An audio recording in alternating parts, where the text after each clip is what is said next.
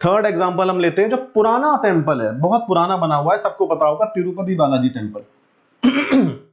सब गए भी होंगे, बहुत सारे लोग आप गए भी होंगे, राइट। नाउ अगर इस टेंपल को भी देखोगे तो ये एक रेक्टेंगुलर टेंपल है। This is the temple area actual, और ये पूरा जो प्लॉट है वो स्क्वायर है। तो जैसा हमने देखा था कि square plot is very auspicious, और ये टेंपल का पार्ट है विच इज रेक्टेंगल, अपने आप में बहुत ऑस्पिशियस है। दूसरी चीज आप फिर से नोट करोगे कि जो इसकी जो एंट्रेंस डायरेक्शन है ये भी परफेक्टली ईस्ट है। This is also perfectly east. अब ऐसा क्यों?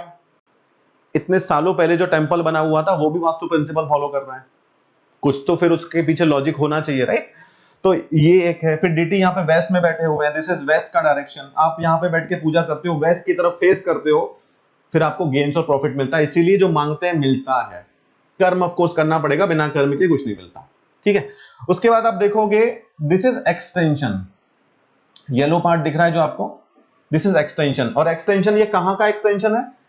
नॉर्थ ईस्ट का एक्सटेंशन है।